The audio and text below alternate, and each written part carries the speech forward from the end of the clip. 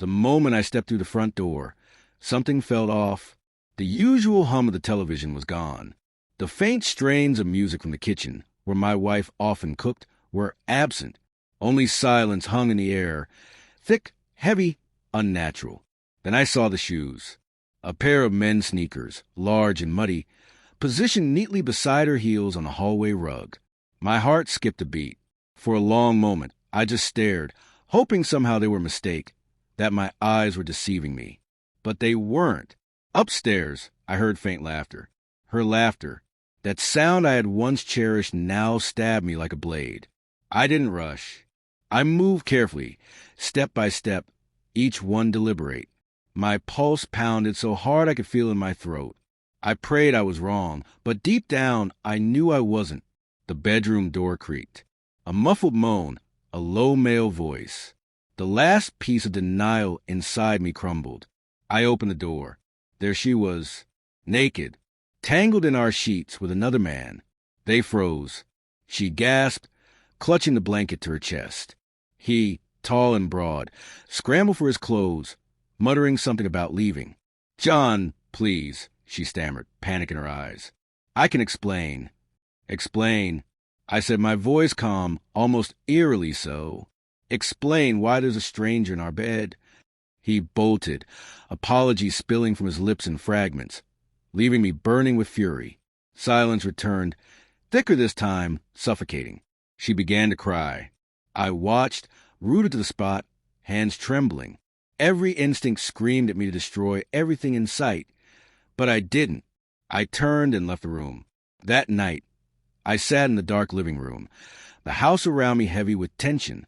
Upstairs, I could hear her pacing, whispering into her phone, probably to him. Each sound twisted the knife deeper in my chest. Eventually, she came down, eyes red. "It was a mistake," she whispered. "It didn't mean anything." I looked at her. A mistake is leaving the door unlocked. A mistake isn't inviting another man into your husband's home. She flinched.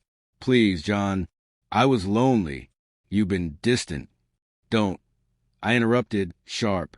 "Don't blame me for this." She sank to her knees, crying, whispering, "I love you.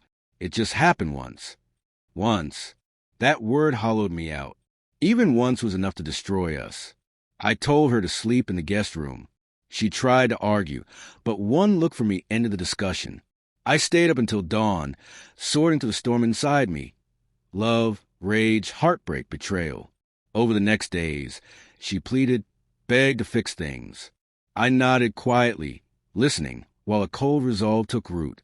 If she could betray me in my home, I would reclaim it. Every corner, every detail. I began with subtle moves.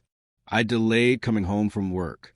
I changed passwords, moved money, closed joint accounts. She noticed almost immediately.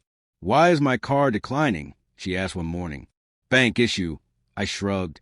"You're acting strange," she said, brow furrowed. "Maybe I'm just learning what it's like to live with a stranger," I said. A week later, I announced a business trip. She nodded, relieved. She didn't know I had installed hidden cameras throughout the house, bedroom, living room, hallway. From a hotel room, I watched. Nights passed with nothing.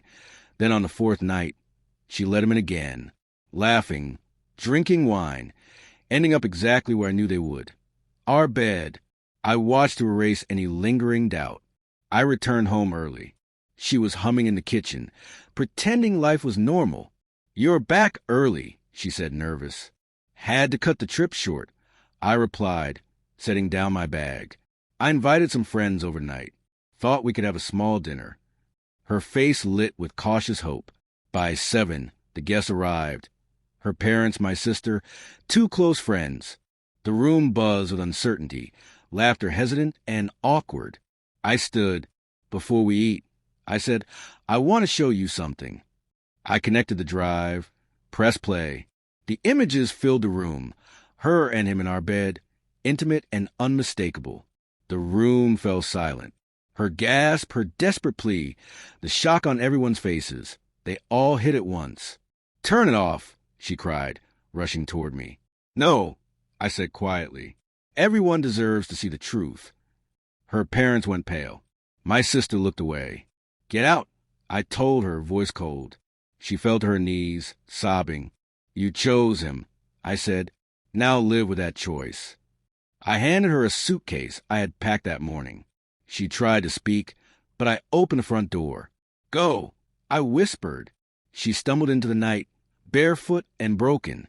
The house finally felt mine again. After the last guest left, I sat alone, the TV flickering against the walls. Pain lingered, but beneath it, something sharper. Clarity. Revenge hadn't healed me, but it had restored my home.